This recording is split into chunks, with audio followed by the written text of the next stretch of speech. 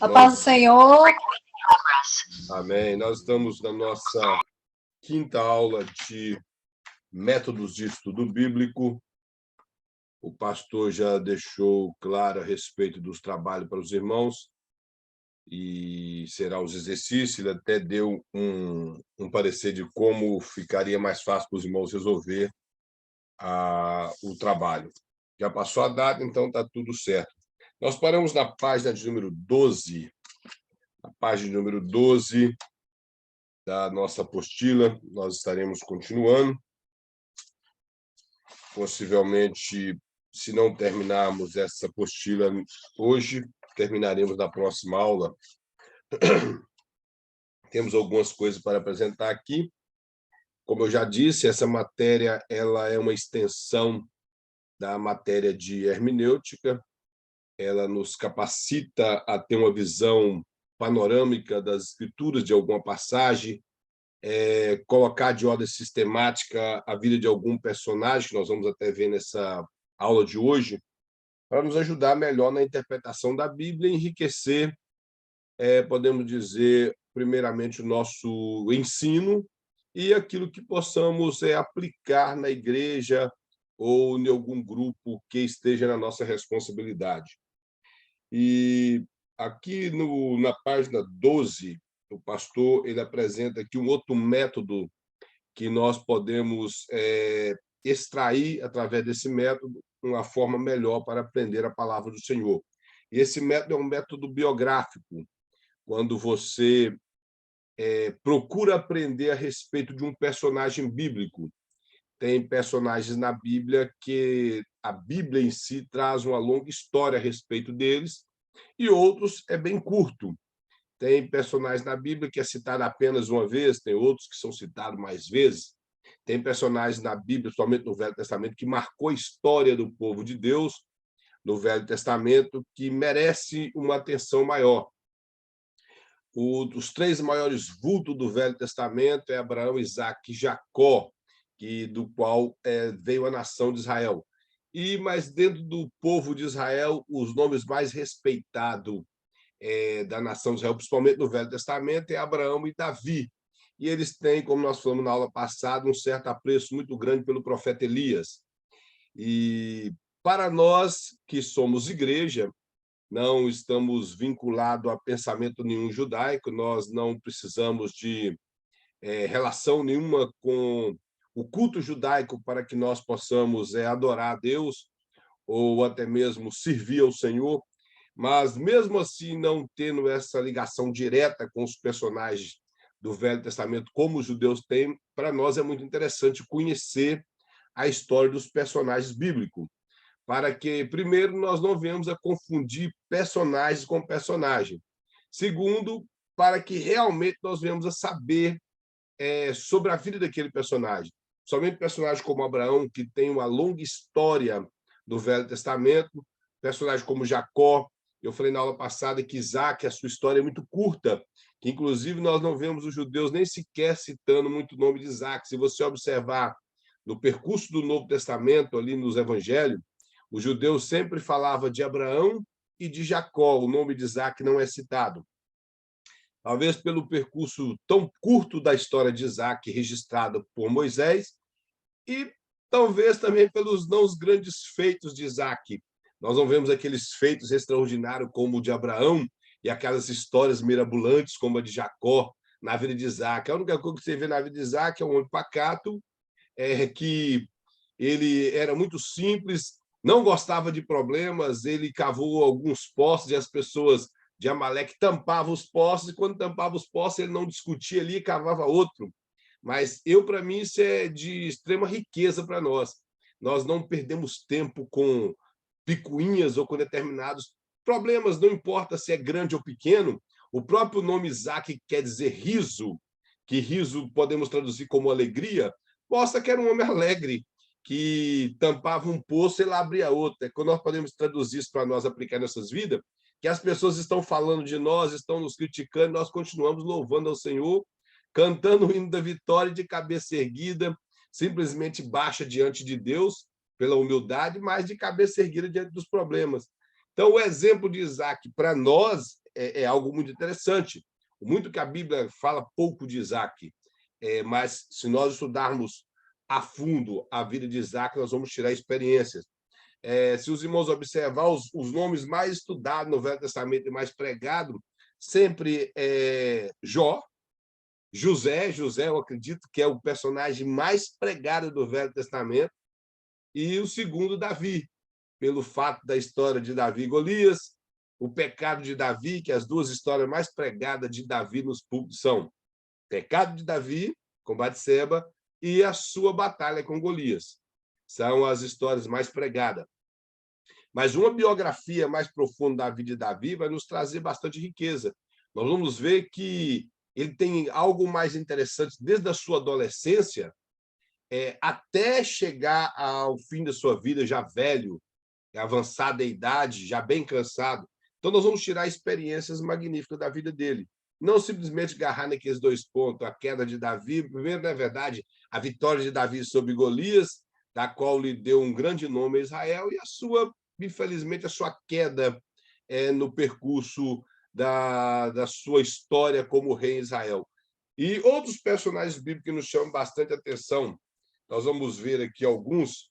O pastor aqui ele fala nesse método de biografia, ele coloca algumas coisas que nós devemos observar. Ele fala que nenhum detalhe na vida, na Bíblia, ou na vida de um personagem é trivial, ou seja, que nós devemos observar tudo, não é banal. Tudo que nós podemos esgotar em uma passagem bíblica para o nosso benefício espiritual, nós devemos fazer isso.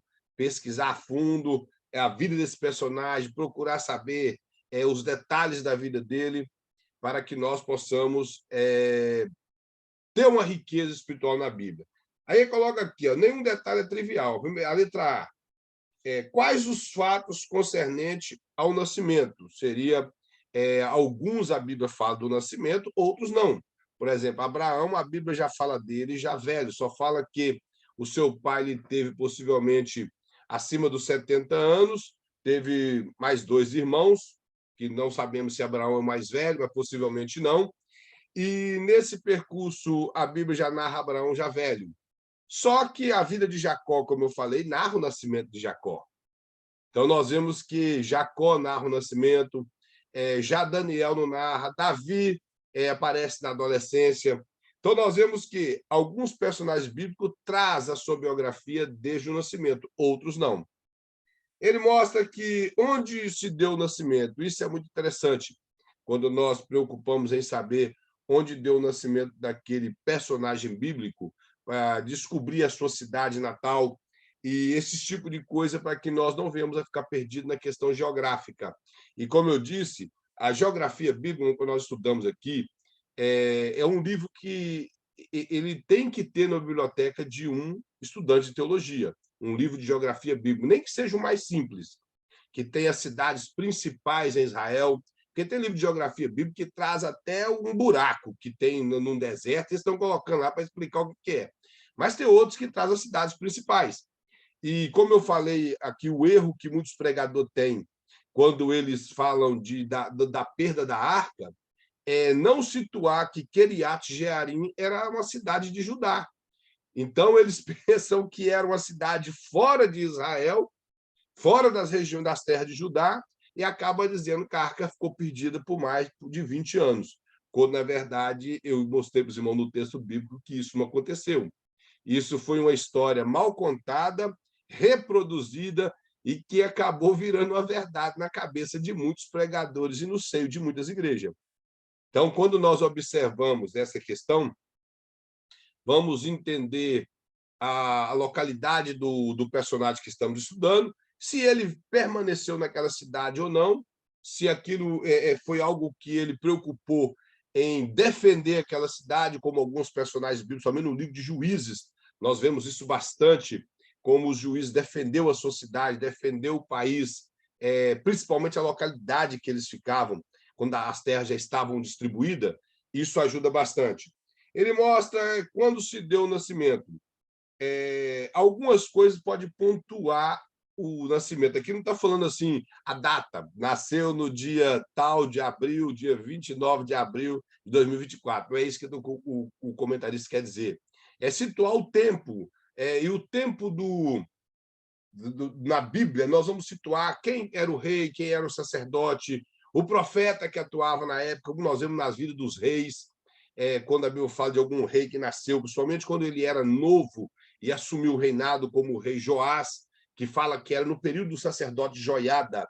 Então, dá-se uma facilidade de entender o período que esse personagem que estamos estudando, ele nasceu. Não está aqui preocupando, como eu falei, com data exata, e sim o período, para situar a história no local que nós precisamos de aprender. E ele fala se há algo diferente a ser notado. Se você dentro da vida desse personagem, você observa algo diferente que te chama atenção e que merece um destaque. Porque, como eu disse, às vezes nós observamos muitos grandes feitos da vida de um personagem bíblico e esquecemos de alguns detalhes. Esquecemos de alguns detalhes de um personagem bíblico. Por exemplo, o personagem Jó, que eu acredito ser um personagem literal, eu vejo o livro de Jó, eu não vejo ele como alegoria. Primeiro, porque o profeta Ezequiel cita ele como pessoa, e também o Tiago cita ele como pessoa. Então, se eles viram o livro de Jó como um livro que retrata a história de um personagem real, então ele foi um personagem real. Só que, se nós formos observar as duas partes mais conhecidas do livro de Jó, eu até disse isso na aula de livros poéticos, é o capítulo 1 e 2, que fala das provações de Jó ali, que mostra o primeiro período da sua provação, quando ele perdeu tudo, e o segundo, quando ele ficou doente. E a outra parte que as pessoas conhecem do livro de Jó é o capítulo 42, quando Deus mudou a sorte de Jó. Mas se você observar todo o percurso da vida de Jó, ali nas suas respostas aos seus amigos, você vai observar que Jó ele estava em profunda melancolia naquela situação. Então, esses detalhes que você observa da vida de Jó, só que mesmo nesses profunda melancolia, há alguns momentos ali que você vai pensar que Jó estava reclamando de Deus, mas aquilo era uma alma que não entendia por que estava passando aquilo, debaixo de algumas acusações que eram infundas, que se você for observar, Jó foi acusado de abuso com jovens, de ser alguém que abusava do trabalho de alguém que educou mal os seus filhos, que os seus filhos eram mau caráter.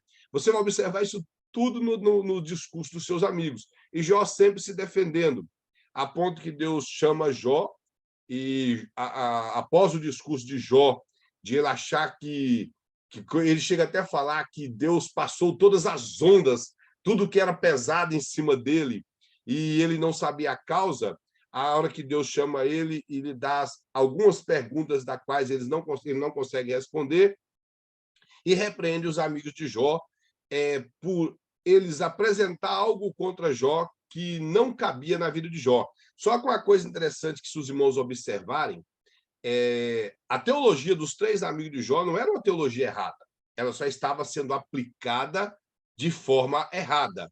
Se você observar, eles aplicaram a teologia da maneira correta, eles apresentou a teologia correta, porém aplicaram errada na vida da pessoa errada, acusando ele dentro do ponto de vista deles. Então, o livro de Jó, irmãos, é algo interessante, mas, infelizmente, as pessoas agarram no primeiro e segundo capítulo e no último. E esquece de todo o discurso que foi levantado contra Jó e dos próprios discursos de Jó, que apresenta coisas extraordinárias. Amém, mano, não tem problema. Se não pode ligar a câmera, tudo tranquilo, não tem problema.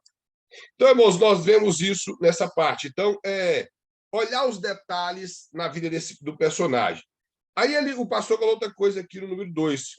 Quem são os pais desses personagens? Se eram homens santos ou impuros dentro do personagem bíblico. A boa parte dos personagens de Juízes, você vai observar, por exemplo, a vida de muitos deles, que os pais eram homens de Deus, que instruíram os seus filhos na verdade, que apresentou a verdade para os seus filhos. Alguns tomou um rumo contrário na vida, outros seguiram o padrão do seu pai. E, por temer a Deus, tiveram sucesso na vida. Ele coloca aqui as características, e ele coloca o exemplo dos pais de Sansão. Como eu disse, os pais de Sansão, eles instruíram Sansão da melhor maneira, a ponto que eles chegam até perguntar a Sansão se, por acaso, ele não tinha visto nenhuma moça em Israel que agradasse os olhos dele, para ponto que ele precisasse de ir na terra do inimigo, dos filisteus, e escolher de lá uma mulher, implicando que, como Sansão também julgou o povo de Israel, ele foi um juiz, ele teve os preceitos, os ensinamentos bíblicos. Porque julgar naquele período do livro de Juízes era ensinar a lei de Moisés para o povo. Esse juiz sentava à porta da cidade e ali as pessoas buscavam ele para resolver algum problema e os problemas eram resolvidos de acordo com a lei. Se era de ordem espiritual, ele ia partir para as leis cerimoniais e a lei moral. Se era de ordem civil, para os códigos civis. Então, era assim que o juiz julgava Israel. Implica que ele teria que ter um bom conhecimento das Escrituras, porque ele não podia julgar de acordo com o querer dele, com o pensamento que ele achasse que era. Como hoje, às vezes, nós resolvemos os problemas da igreja com aquilo que nós achamos, e não com as escrituras. Se nós achamos conveniente aquele membro que cometeu alguma coisa ou que precisa de tomar uma correção, mas ele parece que é nosso amigo muito próximo, aí nós não corrigimos. Se é aquele que é muito próximo, nós corrigimos duramente. E não era assim que funcionava, que não funciona, na verdade, com a Bíblia. Não funcionava nesse período e tampouco funciona nos dias de hoje. O que é correto na Bíblia é correto, e aquilo que a Bíblia repugna como algo impuro vai ser impuro eternamente. Nós não temos como mudar isso. E na Bíblia ou no ministério de alguém não existe nepotismo, não existe camaradagem, existe justiça, equidade. De forma alguma pode existir algo fora da equidade. Nós temos que agir corretamente. Então, observando, como o pastor coloca aqui, sobre os pais desse personagem que estamos estudando. Pelos pais, nós vamos ver por que às vezes aconteceu muitas coisas na vida do personagem que estamos estudando. Nós olhamos, por exemplo, como eu disse, um dos personagens mais pregados no Velho Testamento, que é José, vemos que ele, tudo o que aconteceu na família dele, ele teria motivos, estou dizendo motivos humanos, Patrícia Moeda, sobrando para que ele não servisse ao Senhor. Ele passou por situações difíceis, mas eu acredito que o período que ele viveu, que dá o entender no livro de Gênesis, que ele sempre estava perto do pai dele, por ser filho da mocidade, ser filho da mulher que Jacó amava, ele estava sempre aos cuidados de Jacó. Até que chegou o momento que ele já estava adolescente, ele precisava de acompanhar os seus irmãos trabalhando. Mas é claro que Jacó, dentro dos preceitos que ele aprendeu com Abraão, seu avô, e com Isaac, seu pai, ele ensinou os seus 12 filhos.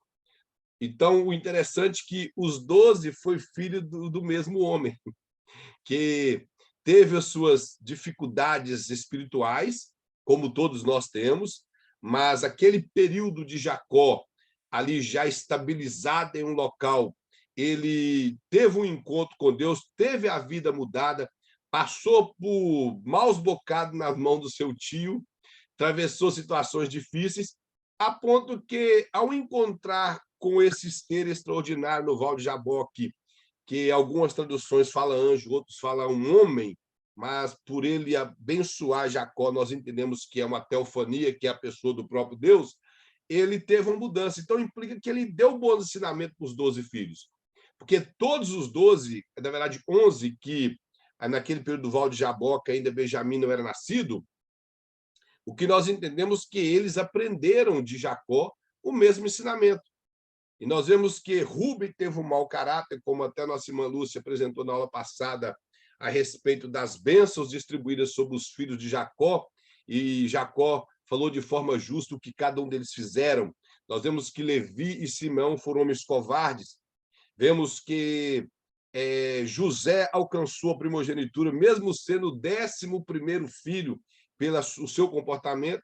Então, nós vemos que o pai ensinou bem, mas os filhos que resolveram tomar outros caminhos. E estudar a vida desses 12 patriarcas, que alguns podem dizer assim, que, na verdade, eles não são patriarca de acordo com a lei patriarcal, mas são patriarca por ser de onde originou-se todo o povo de Israel.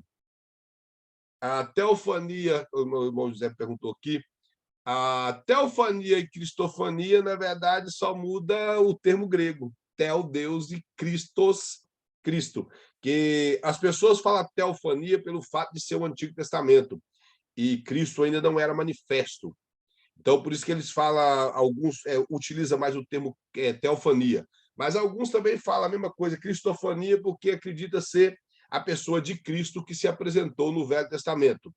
Mas Deus, irmãos, é um Deus que subsiste 3 pessoas. Nós não sabemos ao certo se é Cristo que manifestou na pessoa do anjo do Senhor ou se é o próprio Deus. A Bíblia, quando fala de ser o próprio Deus. Ela fala dessa forma. Porque ainda o conceito de Cristo não era formado na mente judaica ou na teologia judaica. Nós temos que entender tudo isso. Agora, o interessante é que é Deus que apareceu lá. Sendo Cristo ou sendo Deus Pai, é Deus. E nós não podemos deixar de acreditar nisso. Mas os termos só mudam o início grego. E, como eu disse, mais é das falas dos pregadores. Alguns determinam que é uma cristofania, mas a palavra correta seria teofania, por ser o fato de ser ainda o Antigo Testamento, porque Cristo não é sobrenome e nem tampouco o nome de Jesus. O nome é Jesus e Cristo é a missão dele, que Cristo quer dizer enviado, ungido, isso quer dizer Cristo. Então, Christos era a missão de Jesus. Irmãos, estão compreendendo? Ele era o Cristo. Ele era quem deveria vir, o enviado. Isso seria o Cristo. Então, o termo cristofania, eu acredito que mais é por questões de pregadores utilizar, não uma questão mais teológica, porque teologicamente seria a palavra correta teofania, por ser algo que faz parte do Velho Testamento. Então, irmãos, essa questão de nós estudarmos a biografia e entendermos qual foi o ensinamento que os pais daquela pessoa que está sendo observada no nosso estudo, os ensinamentos dos pais deixaram, isso também é muito bom. Ok que o Velho Testamento nós não sabemos o pai de muitas pessoas, e às vezes o que aparece o pai só narra o pai dele, com exceção dos patriarcas, nós não sabemos o nome do pai de muitas pessoas, e nem tampouco a convivência daquele filho com o pai. Por exemplo, Davi, nós não sabemos como era a convivência dele com o pai dele. É o que nós observamos, que Davi era muito trabalhador. Eu discordo desse pensamento que muitos pregadores têm, que Davi, porque ele cuidava das ovelhas, ele era desprezado pelo pai dele. Bom, naquela época, trabalho era normal, eles começavam a trabalhar cedo. Se Davi era o único que não tinha idade para ir na guerra, os demais irmãos estavam na guerra. Quem que tinha que cuidar das ovelhas? O mais velho que estava na guerra? Que para eles aquilo, além de ser honroso, quando Samuel apresentou o que seria um rei para o povo de Israel, ele disse: ele terá o poder de pegar os seus filhos e tomá-los para a guerra. Então, quando um rei convocava o filho de alguém para a guerra que estava com 20 anos, ele tinha que ir para a guerra. Não tinha, meu filho não vai. Ele tinha que ir. Os irmãos estão compreendendo? Então, os filhos de Jessé, que já estavam criados, estavam na guerra. E Davi estava trabalhando, isso é coisa honrosa, não tem a ver que ele era desprezado pelo pai dele, e tão pouco que Davi era filho bastardo, como eu já vi muitos pregadores falar. Ainda cito o Salmo 51, porque ele fala: em iniquidade eu fui formado e em pecado me concebeu minha mãe. Isso não tem a ver com que a mãe de Davi ou o pai de Davi cometeu um adultério. Isso está completamente fora de cogitação. Não tem nada a ver uma coisa com a outra. Eu já vi pregador pregar isso e ainda citar que porque Davi procurou o rei de Moab, deixou os seus pais ao cuidado, é porque a mulher de Jessé era uma moabita, a mãe de Davi. Irmãos, quando Davi procurou Moabe, ele lembrou lá da sua bisavó, que era Ruth, que ele lembrou que ela era moabita. Então, eles tinham uma certa ligação de sangue por causa de Ruth e não por causa da sua mãe. Não estão compreendendo? Então, não tem esse tipo de pensamento que Davi era filho bastardo e tal, por isso que Tá, ele é que desprezado. evangelista, está Hã? relacionado mais com Jessé do que com a mãe dele. Porque se olhar a descendência, é descendência de Jessé com Ruth, né? Que não tem nada a ver com a mãe de Davi. Sim, porque e a verdade é essa, é Jessé que veio da descendência de Ruth. E É. o livro de Ruth termina assim ainda, falando que é de Jessé, o rei Davi. Mas a falta dessa observação faz os pregadores. Tem um pregador até famoso aí que ele pregou isso e fala que é esse mesmo que o irmão acabou de escrever. Yosef. Mas além dele, houve outro, e esse outro que falou que é porque a mulher era moabita, a mãe de Davi, não é? Então, nós temos que evitar de forçar a coisa na Bíblia e entender que Deus trabalha da maneira dele. Então, não tem esse negócio, desse pensamento aí. Aí ele mostra qual o ambiente do lar do biografado. Aí eu já falei um pouco de Davi, eu até coloquei o exemplo aqui de Davi e de Abraão. Por exemplo, Davi foi criado pelo seu pai Jessé, eu acredito com os mesmos carinhos que os demais tiveram, foi trabalhar porque isso é o que ele deveria fazer como ainda jovem. Não era por maldade, era porque ele teria que estar trabalhando. E se os irmãos observarem a vida de Davi, antes dele chegar a ser rei, porque todo mundo só entende Davi sendo rei, e esquece num período como se fosse um estágio na vida de Davi. Davi começou matando animais para depois matar um gigante, e Davi começou a carregar arma, limpar a arma até ser rei. Primeiro Davi chegou limpando a arma, depois foi tocar música no palácio, olhou para aquele palácio e falou: isso aqui tudo vai ser meu ainda. E até que ele chegou a ser rei. Mas ele começou de baixo. Uma das coisas interessantes na vida de Davi, que eu tiro como exemplo para mim, irmãos, é que ele foi ungido rei ainda adolescente, não sabemos a idade, e ele não saiu gritando que era rei, ele voltou para cuidar de ovelhas. E às vezes um camarada é ungido a diácono e ele chega em casa, a mulher dele vai e fala assim: meu amor, boa noite. Ele vai falar: meu amor, não, agora eu sou diácono fulano de tal. Ele acha que ele, só porque virou diácono da igreja, ele é diácono em casa também. Então, nós temos que aprender que, quando nós recebemos algo da parte de Deus, confirmado pelos nossos líderes, isso não nos torna melhor e nem mais do que ninguém. Somos apenas uma pessoa com mais responsabilidade que teremos que dar conta disso para Deus. Nada mais do que isso, só mais responsabilidade. E as pessoas esquecem disso. E a pessoa chega a ser um certo cargo da igreja, quando pensa que não, ele quer tirar o pastor do local do pastor, quer destruir a vida do pastor para que ele soube. Ou então ele não fica tão satisfeito, até mesmo às vezes muitos pastores locais, ele não fica satisfeito com o título de pastor e começa a inventar título. Começa a inventar título, quando não tem mais jeito, eles vai inventa um título aí e acaba anunciando até que daqui a pouco eles é Deus, porque não sustenta com o título. Eu penso o seguinte, com esses homens da Bíblia, nós aprendemos, acima de tudo, a humildade. Davi, ele foi tentado, eu acredito que Davi foi tentado várias vezes, já adulto, sendo perseguido. Só na mão de Davi, Saul caiu 2 vezes e Davi não fez nada com ele. Ele já era ungido rei. Poderia falar: rapaz, o reino é meu, eu já sou ungido rei. Se eu matar esse camada, adianta o processo. Era só ele pensar assim. E tem uma coisa, não foi falta de conselho, não. Se os irmãos observar, quando Davi estava na caverna do Adulão, o que aqueles 400 homens que era ruim falou com Davi? Mata ele. Aí ainda falaram assim: o Senhor entregou na sua mão. E usou o nome de Deus. Imagina, rapaz, não é que é mesmo? Deus me entregou esse infeliz aí, vou adiantar esse processo aí. Davi poupou a vida dele por 2 vezes, mostrando que o tempo de Deus é prioridade nas nossas vidas. Então, nós temos que aprender com as biografias dos homens de Deus. Aí nós vemos a biografia de um homem igual Abraão, que se nós formos pegar só no livro de Gênesis, nós vamos às vezes ficar um pouco perdido. Dentro do livro de Gênesis e o livro de Josué, mostra de onde Abraão veio. Como nós falamos aqui a respeito dos pais, como que os pais ensinavam, a nossa irmã Lúcia até pautou na terceira aula, melhor, na segunda aula, que os pais de Abraão, eles eram idólatras.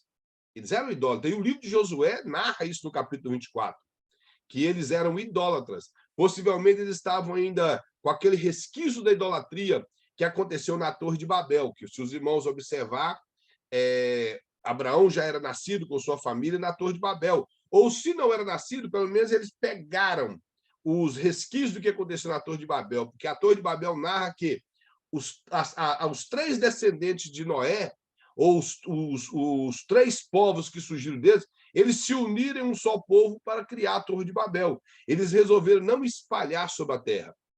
Então, eles estavam ali unidos, a descendência de Sem, que poderia ser descendência santa, a descendência de Cã e a descendência de Jafé, a ponto que Deus parou aquele projeto maligno, aí que eles espalharam para a terra. Mas, possivelmente, a família de Abraão vinha daqueles resquícios da idolatria da Torre de Babel. E, distanciado de Deus, possivelmente o nome de Deus havia apagado dentro desses três povos que se difundiram do tronco de Noé, e ficou esquecido, a ponto que Deus tira Abraão de meio à idolatria. Não sabemos que maneira que Deus se apresentou a Abraão, se foi em sonho, se foi numa visão, se foi pessoalmente, nós não sabemos como. Como nós falamos, se foi numa teofania, não sabemos como, mas uma coisa é Deus chamou Abraão. E outra coisa que eu tiro de exemplo disso é que Abraão não tinha mérito nenhum para poder ser chamado por Deus, para ser o pai da nação de Israel. E de meio à idolatria, Deus arrancou um homem, falou com ele, mudou a vida dele, esse homem veio ser o pai da fé e o pai de uma grande nação. Então, eu observo isso e vejo que nós não temos que achar que somos melhores pelo fato de que Deus nos escolheu e nos confiou alguma coisa. Mas sempre entender pela Bíblia que Deus pegou um idólatra sem enviar nenhum missionário para arrancar ele de lá. O próprio Deus foi lá e arrancou ele. Bom, Deus podia ter pego qualquer outro homem, qualquer outro, e pegou Abraão. A mesma coisa, às vezes, eu vejo na vida de Moisés. Será que lá no Egito, irmãos, tinha o próprio Josué que sucedeu Moisés, que ele já existia no período que Deus chamou Moisés? Por que Deus não levantou o próprio Josué para tirar o povo de Israel do Egito? Josué era guerreiro, que inclusive era Josué que lutava as batalhas. Mas quem conhecia a geografia e toda a ciência era Moisés. Quem era o homem que Deus queria chamar era Moisés. Moisés não conhecia Deus. Moisés ouviu falar de Deus quando ele foi criado pelos seus pais, ainda criança. Mas saber quem era Deus na íntegra, como os hebreus lá na terra de Gós, ele não sabia, mas Deus escolheu Moisés. Deus escolheu Moisés. E eu costumo dizer, Deus escolhe quem ele quer. E ninguém pode questionar. Os critérios que Deus usa para escolher alguém, isso é algo relacionado somente à economia divina, é somente Deus que faz como ele quer, e nós não temos como questionar, não temos como entender. Mas os desígnios de Deus, ele é feito da maneira que ele quer. Como o nosso irmão colocou aqui, irmão José de Souza, que as pessoas, quando estão infelizes com o título que do ministério, eles começam a jogar título de apóstolo, de bispo, de bispa, que a palavra nem existe, apóstola, apostila, sei lá, esses nomes que eles dão para as mulheres. Eu nem sei, que a palavra realmente, bispa não existe, moça. O feminino de bispo é episcopisa, que a palavra bispo vem do grego como episcopo, e eles não tiveram uma palavra melhor e pegaram do próprio original, que não tinha como traduzir para o português, como traduzir o bispo, e a palavra seria episcopisa. De apóstolo, realmente não tem feminino. Não tem feminino de apóstolo, porque apóstolo não era uma palavra, não era um adjetivo antes, e tampouco era um ministério. Apóstolo era o navio, um navio que levava cargas. Depois, o comandante do navio galgou o título de apóstolo. Jesus, entendendo o que significa a palavra apóstolo, intitulou 12 homens com o título de apóstolos. E apóstolo hoje, dentro do ministério de apóstolo em Efésios 4:11, é um missionário. Se uma pessoa tem um título de apóstolo, mas ele sabe que ele tem um ministério de missionário, eu sou a favor disso. Porque realmente a palavra apóstolo, que é tirar para longe, apóstolos é para longe. Então, o apóstolo é aquele que é enviado para longe. Então, o apóstolo bom é o apóstolo que está longe. Esse é um apóstolo bom. Tem que estar no campo fazendo a obra de missionário, isso sim é um apóstolo. Mas, infelizmente, hoje, os apóstolos que existem tanto no Brasil como na América são apóstolos que querem se igualar aos 12 apóstolos de Cristo e ao apóstolo Paulo com poderes de determinações, como o apóstolo Paulo tinha e os 12, poderes de querer falar que eles são acima dos demais, e isso não existe. Isso não existe. Nem os apóstolos eles eram acima dos demais. Se você observar na carta aos Gálatas, Pedro é repreendido por Paulo, e Paulo não era do círculo dos 12, Pedro sim. Quando Pedro é repreendido por Paulo, ele não bateu boca com Paulo, ele não questionou, ele não criou problema, ele simplesmente aceitou. Não estou compreendendo? Dentro do concílio de Jerusalém, ele estava ali os 12 apóstolos, na verdade tinha 11, que Tiago já havia morrido, Paulo ainda tinha vários presbíteros, Paulo e Barnabé chegam e eles conseguem entrar naquela convenção e resolver o problema dos gentios ali na convenção, juntamente com Pedro e Tiago. Então, nós vemos que essa questão de título, essas coisas não faz diferença diante dos olhos de Deus. Se nós temos um chamado, temos que ser humilde bastante em relação a esse chamado e ficar feliz com aquilo que Deus nos entregou e não ficar com invencionice de títulos por causa de insatisfação, porque já chegamos aonde queria e ficamos ainda insatisfeitos. Era louco para ser pastor e quando chegou a ser pastor achou que não está bom, tem que inventar um título. Aí começa a inventar título, funda uma igreja. O evangelista, eu acho que é um pouquinho pior, porque a pessoa, quando ele está numa posição que não é onde Deus colocou ele acaba servindo só de tropeço, entendeu? Infelizmente, não produz fruto. Agora, quando a pessoa está exatamente onde Deus colocou ele vai produzir fruto. É por isso que inventa esse tanto de nome, porque ele quer mais. E não é isso que Deus tem para ele. Nem nome de pastor, nem de nada, não é ele, talvez não tenha nem esse chamado, entendeu? Por ele não ter esse chamado, ele só traz problema no ministério, só traz problema, não produz fruto nenhum, infelizmente não produz. Porque, na verdade, irmãos, o que está escrito em Efésios 4:11 não é cargo, é ministério. Eu acredito que os irmãos entendem isso. O que é ministério? Ministério é o que Deus confia na sua mão, diferente do título que você tem na igreja. Por exemplo, se você é missionário ou missionária, não interessa se você impuser a mão sobre você e te nomeou, te entregou esse título ou não. Você vai fazer missão do mesmo jeito. Uma pessoa que tem um chamado, um ministério de evangelista, ele vai fazer o seu ministério de evangelista, sendo diácono, presbítero, pastor ou próprio evangelista. Da mesma sorte, o pastor. A Assembleia de Deus, a Presbiteriana, a Igreja Quadrangular, não é quadrangular não, né? A Batista, a Quadrangular tem pastor, mas não tem evangelista. E nem presbítero. Eles têm diácono, tem missionário e pastor. As igrejas igual a Assembleia de Deus, Presbiteriana e Batista, eles adotam cargo. Pastorado é cargo e evangelista é cargo.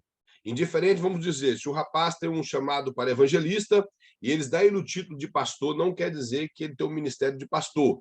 Quer dizer que ele pode carregar o título de pastor e ter um ministério de evangelista. Isso nós vemos na Bíblia. Filipe era consagrado diácono, mas lá no capítulo 21 de Atos, ele é apresentado como Filipe, o evangelista. Os irmãos estão entendendo? Ele era consagrado diácono, mas ele se apresentava como evangelista porque nós nunca vimos Filipe entregando ceia para ninguém na igreja, cuidando das viúvas, distribuindo mantimento, ele sempre pregando a palavra de Deus e batizando pessoas. Então, essa foi a ação de Filipe. Então, ele tinha Irmão Kleber, mas um evangelista não pode ser um pastor? Pode, né? Sim, o que eu estou dizendo é que o ministério é diferente de cargo. Nós temos que entender que hoje, por exemplo, dentro da Assembleia de Deus, nós não temos cargo de profeta, nem de apóstolo, nem de mestre. Temos cargo de evangelista e pastor. Porém, o camarada que carrega um nome de pastor na igreja, ele pode ter um ministério de evangelista. E um evangelista que carrega o nome de pastor, ou melhor, uma pessoa que tem um nome de evangelista, talvez tenha um ministério pastoral. A Assembleia de Deus, por exemplo, a maioria dos líderes de igreja local da Assembleia de Deus são presbíteros, mas a maioria dos membros chamam de pastores. E tem presbítero que está na Assembleia de Deus há 40 anos e é presbítero até hoje. Vai morrer presbítero, porque tem uns pastores ruins para consagrar os outros que eu nunca vi. Então, está lá, presbítero, mas a igreja toda conhece ele como pastor. Por quê? Ele tem um ministério pastoral. Presbítero e diácono são cargos, organização da igreja. Agora, esses títulos que nós temos, por exemplo, bispo. Bispo é um título bíblico, nós não podemos tirar isso de forma alguma. Por exemplo, o bispo e o presbítero é a mesma coisa, é o mesmo cargo. A única diferença é que bispo está relacionado à função da pessoa. O bispo é um supervisor de alma ou de igrejas, isso é um bispo. E o presbítero é relacionado à sua maturidade, porque a palavra presbítero quer dizer, vou deixar bem claro, velho. Isso quer dizer presbítero. Mas quando nós entendemos pelo grego, está relacionado à maturidade da pessoa que ocupa aquele cargo. Então, quando a Bíblia chama alguém de presbítero, está relacionado à sua maturidade, como um ancião. Inclusive, há algumas igrejas na América que eles não têm pastores, eles levam a pessoa até o presbitério. E eles são chamados nas igrejas de anciãos, pelo fato de ser presbítero.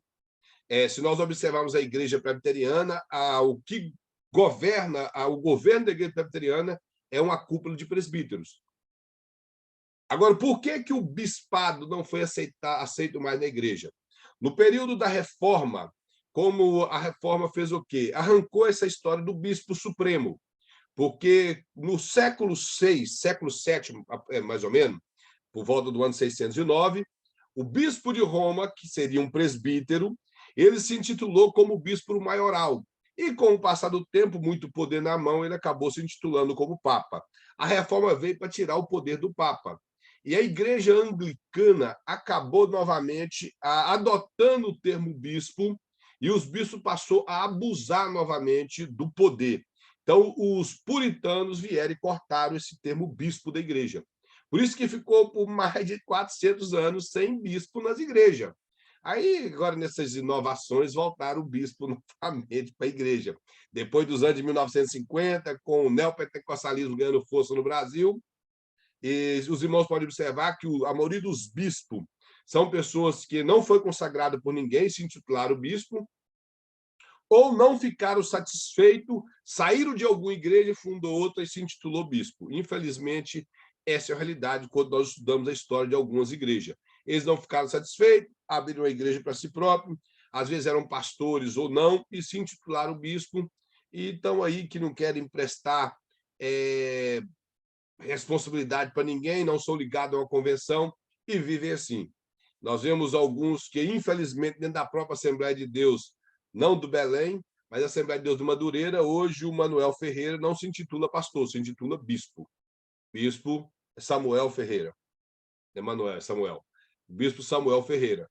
Ele seria um bispo? Claro, pela Bíblia ele é um supervisor, ele comanda muitas igrejas. Mas eu acredito que o bispado no ministério dele foi simplesmente para demonstrar poder, e não porque ele está preocupado com o que a Bíblia ensina em relação ao bispo. Porque quem conhece a história dessa questão de bispo vai entender que o bispo ele chegou a um ponto que ele quis ser mais poderoso do que todos. Por isso que, se os irmãos estudar também a história da igreja, os irmãos vão ver que a própria Igreja Católica teve um racha. O maior racha, na verdade, já teve vários rachas na Igreja Católica. Só que as pessoas, às vezes, não sabem. Mas a Igreja Católica, o maior racha que ela teve foi entre a Igreja Católica, a católica, que todo mundo conhece, e a católica grega, que eu esqueci o nome agora aqui, que ela é bem radical, que eles fazem, a maioria das missas deles são celebradas em grego. Ortodoxa. Ortodoxa, isso, que a palavra tinha me a igreja ortodoxa, católica ortodoxa. E eles são bem conservadores. Hoje em dia, eles são ligados novamente ao Vaticano e tudo, mas eles não vivem como os demais católicos. Então, houve um racha na igreja católica forte. Isso foi considerado o primeiro cisma. Cisma quer dizer rasgar, a palavra grega.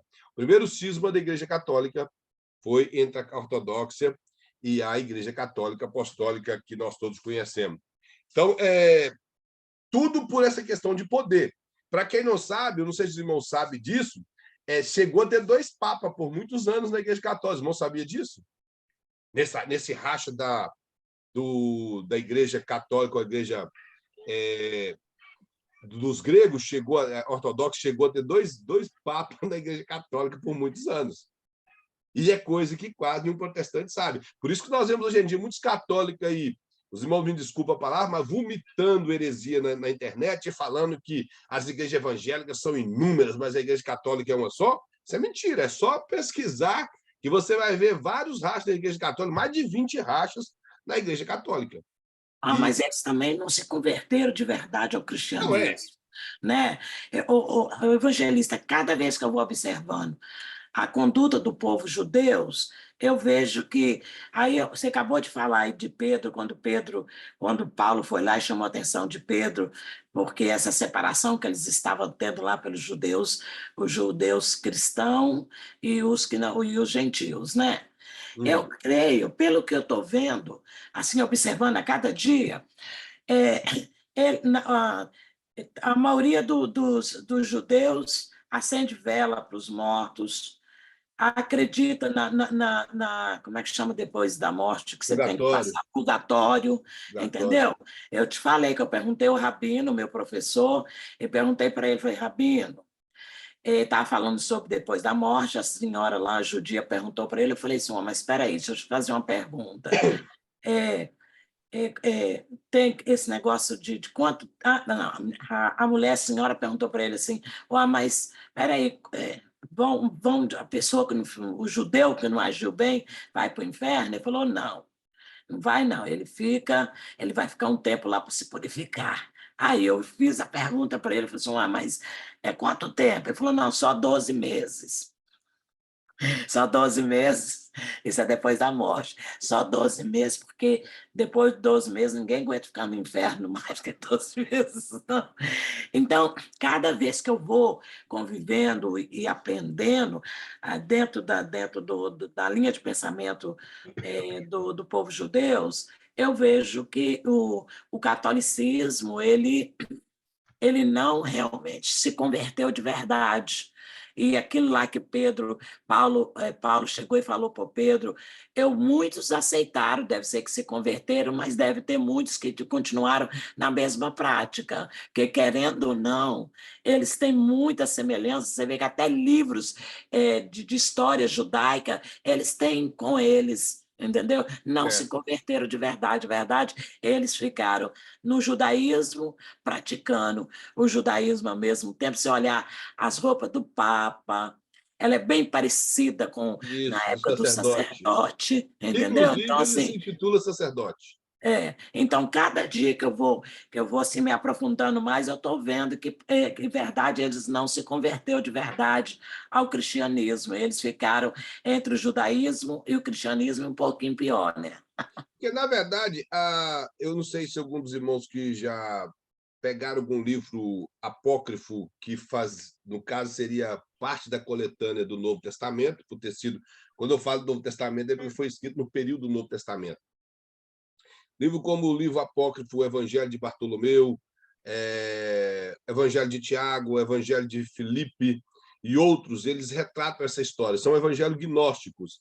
A maior parte das doutrinas católicas são gnósticas. Se os irmãos observarem, a mistura do grego platonismo com a religião judaica, com a teologia judaica. E esses pensamentos de purgatório vêm desses livros apócrifos e outros. Então, são pensamentos que eles não abandonaram desse período do gnosticismo, que quase varreu o cristianismo entre o século II e III da nossa era.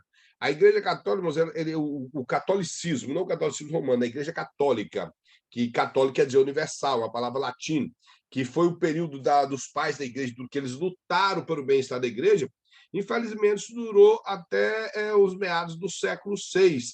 E do século VI para frente, que eles foram degringolando até no século VII, que realmente chegou à conclusão de ser Igreja Católica Apostólica Romana. Isso só trouxe prejuízo. A Igreja Católica teve altos e baixos. Nós não podemos, de forma alguma, negar que eles tiveram vários padres bons que preocupou em trazer a Igreja para a Palavra de Deus, que alguns deles morreram e outros permaneceram, mas tiveram muitos padres que, depois de romper, principalmente com o judaísmo, por volta do século X ou século XI, eles passaram a perseguir os judeus com aquelas supostas cruzadas em prol de Israel, tentando primeiramente tirar os muçulmanos dali, e acabou tendo tanto problema. Depois os judeus enriqueceram, perseguiram os judeus por toda a Europa, e esse tipo de cruzada, essas supostas cruzadas, guerras santas da Igreja Católica, só trouxe prejuízo, mas eles nunca abandonaram esse pensamento da teologia judaica e do gnosticismo.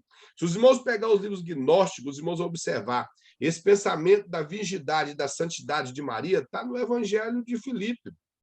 O Evangelho de Filipe e o Evangelho de Bartolomeu. Isso está tudo lá. Essa questão do purgatório está lá. E essas heresias que eles pregam, tudo está tudo lá. Tudo lá nesses evangelhos apócrifos. A única coisa que eles tiraram da Renascença foi a adoração a santo, que os evangelhos apócrifos não falam isso.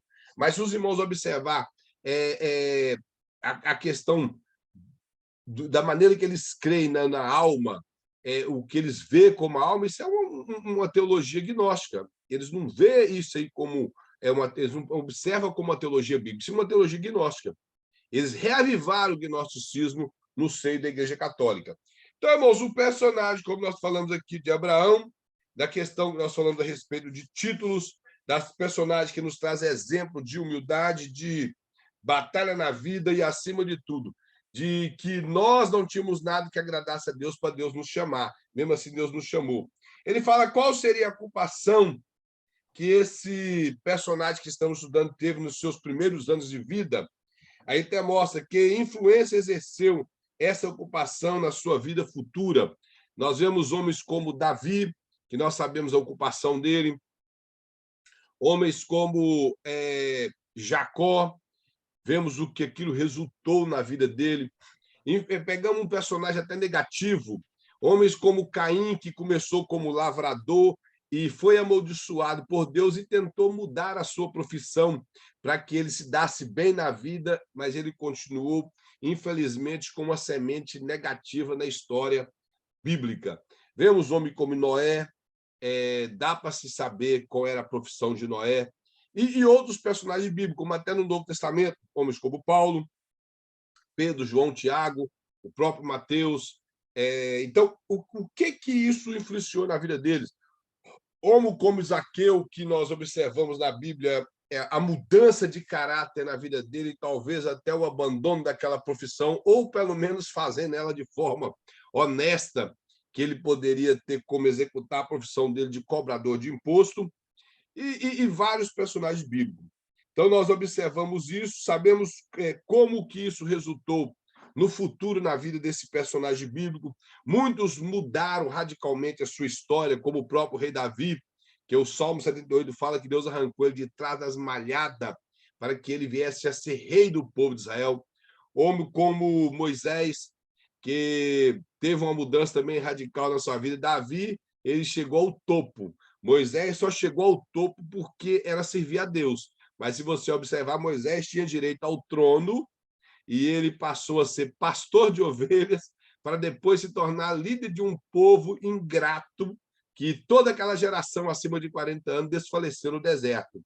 E por causa disso, nem ele pôde entrar na terra prometida. Então nós vemos que em Hebreus fala que Moisés deixou de ser chamado filho da filha de Faraó e abraçou os vitupérios de Cristo. Vitupério quer dizer vergonha. Ou seja, ele abraçou a cruz de Cristo, mas alcançou melhor promessa e maior promessa. Então, nós vemos que esse tipo de profissão na vida de alguns mudou, na vida de outros permaneceu até ao final, como a própria vida do profeta Amós. Ele fala quem foram os seus contemporâneos ou associados, observar quem foram os amigos, o que disseram a respeito desse personagem. Há alguns na Bíblia que falaram alguma coisa, outros não. Um dos personagens bíblicos que me chama muita atenção, que é alguém que estava ao lado dele, que falava das histórias dele, é o profeta Eliseu e Geazim. Geazim, ele era cotado como ser talvez o sucessor de Eliseu, pelo seu desejo de avareza, acabou lhe impedindo de ser o sucessor de Eliseu e ainda morrer acometido de lepra.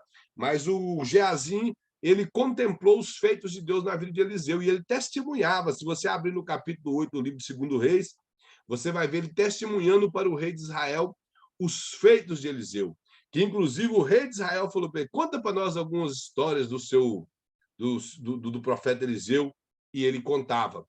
Então, nós vemos que, dentro dessa história de personagem, observando a pessoa que viveu com esse personagem, o contemporâneo, profetas como Isaías, Oséias, que viveram no mesmo período, o profeta Amós e outros que viveram, profetizou no mesmo período, como Daniel ainda era novo, mas o profeta Jeremias, que profetizou no final da história do povo de Israel, juntamente com o profeta Abacuque. E então nós vemos que esse tipo de... Mas é claro, eu acredito que Abacuque e Jeremias nem chegaram a se conhecer. Mas quando nós estamos falando aqui de contemporânea, pessoa que viveu com aquele personagem, então isso ajuda bastante. Aí ele mostra o número 6, isso dá o tempo em que essa pessoa viveu. Isso, irmãos, é interessante, primeiro, para não confundirmos os personagens. Como eu já dei o exemplo, que, como eu já falei, a literatura é maravilhosa, é muito boa a literatura do Flávio Josefo.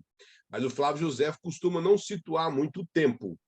E numa dessas histórias que ele narra do Velho Testamento, ele narra que o Obadias, que se apresentou, Elias se apresentou a ele e disse para Obadias que era para ir a Acabe, dizer para Acabe que ele apareceu novamente depois dos 3 anos de faltar chuva, e esse Abadias virou e falou para ele que ele era temente a Deus, que ele não queria se ausentar, porque o profeta Elias podia ser tomado por Deus, e quando Acabe viesse, não tivesse lá, e Acabe ia matar ele. E ele disse que, tão certo como o Senhor, não moverei daqui. E o profeta, e Abadias me chega a dizer que ele alimentou 100 profetas de pão e água e os escondeu numa caverna de Jezabel. Jezabel ia matar esses profetas. E Flávio Josefo e alguns pregadores que eu já vi pregando falam que esse Obadias era o falecido marido da viúva do capítulo 4 do livro de 2 Samuel, da viúva que o azeite multiplicou.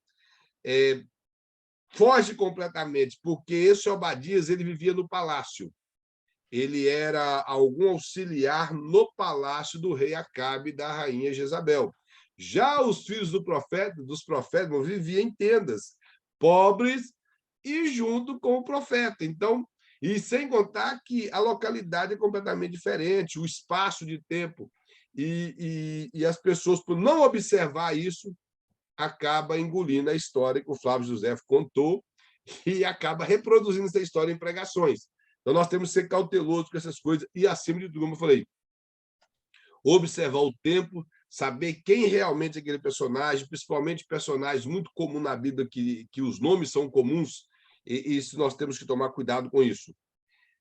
O 7º fala determinar a principal realização e contribuição da pessoa que está sendo biografada.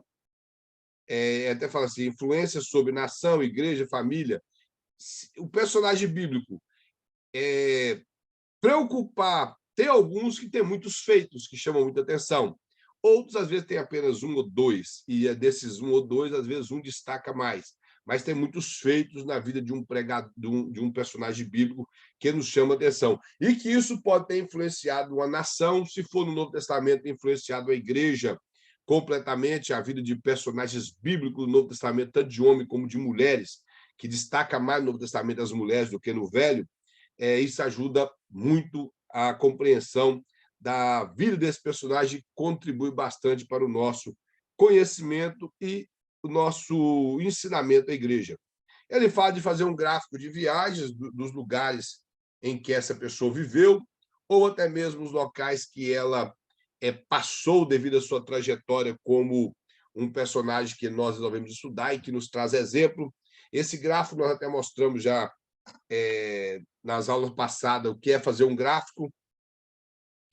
E essa questão do gráfico nos ajuda bastante. E um gráfico ele é de acordo com o que você quer fazer, com as partes principais que você quer colocar. Então, o gráfico que eu fizer, às vezes, não vai ser parecido com o seu, porque eu estou focando em uma coisa e você em outra coisa. Fala quais as qualidades do seu caráter. Observar os pontos positivos na vida desse personagem e os pontos negativos. Os personagens principais do Velho Testamento, como eu já disse, Abraão e Davi, é muito fácil identificar os pontos negativos na vida deles e os pontos positivos. Já homens como Daniel, a Bíblia não narra nada negativo de Daniel. Não sei se os irmãos já observaram isso. Ao ler o livro de Daniel, do capítulo 1 ao capítulo 6, ele é história.